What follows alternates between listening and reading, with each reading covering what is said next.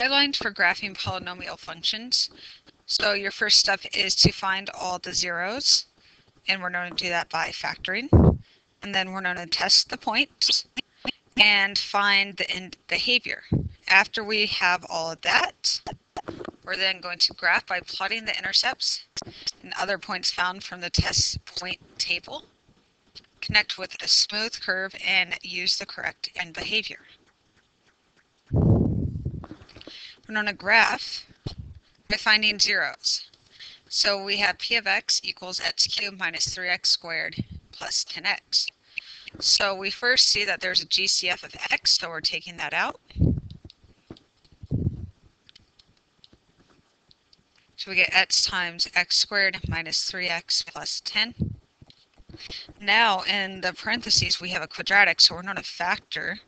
That goes to x minus 5 times x plus 2.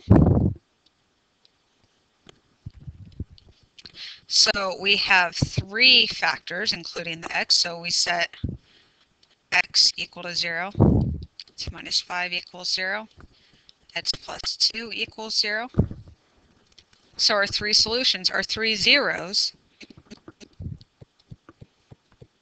occur at 0, 5, and negative 2.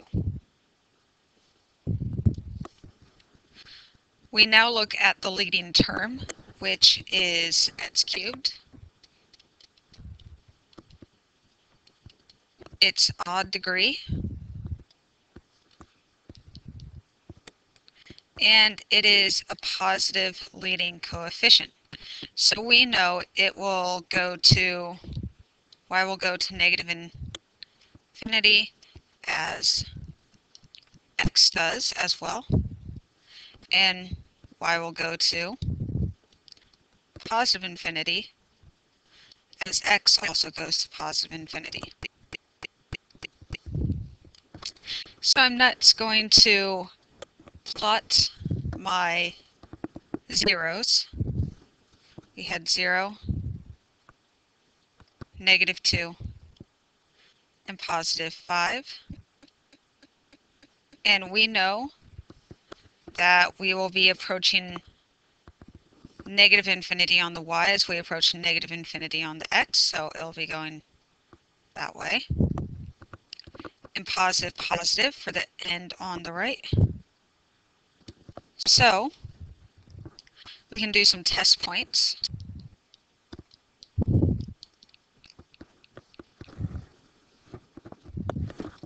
Let's test x equals negative 1.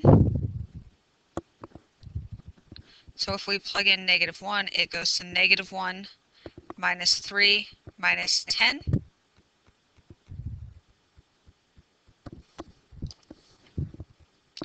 I'm sorry, that was plus 10. So negative 1 gets out positive 6. And then we need in between 0 and 5. Let's go with x equals 1.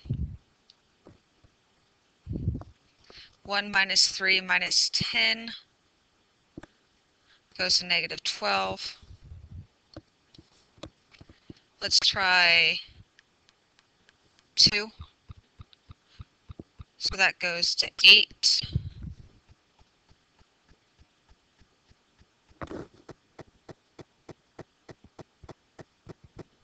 Minus 12 minus 20? No, that doesn't sound right. Hold on.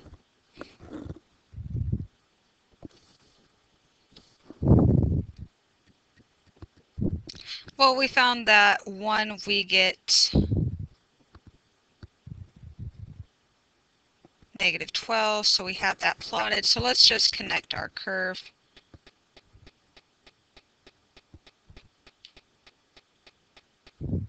And then we're going to end up going back up.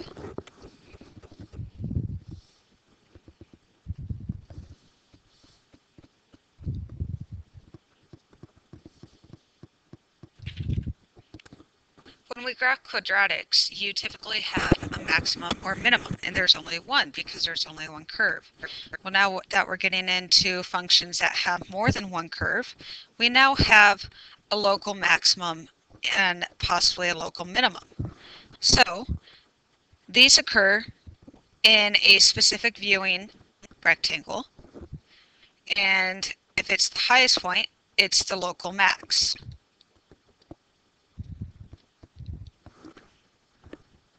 And it occurs at A, f of A. If it's the lower point on the curve, lowest point on the curve, it is a local minimum.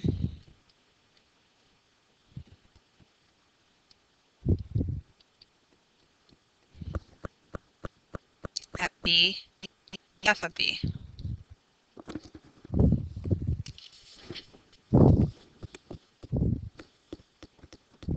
So the set of all local maximum and minimum points on the graph is called local extrema. And we know that a polynomial of degree n will have at most n minus 1 extrema.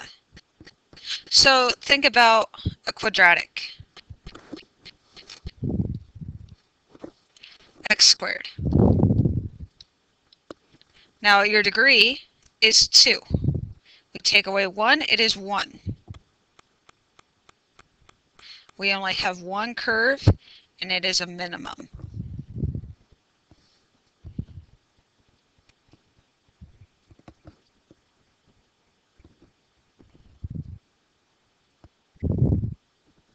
We can look in the book in class on Wednesday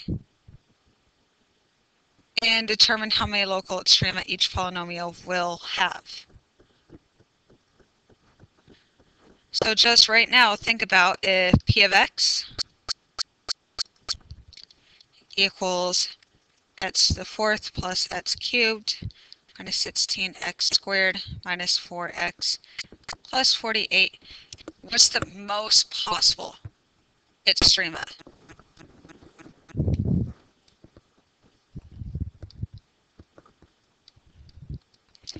And we can compare these to the actual graph in class.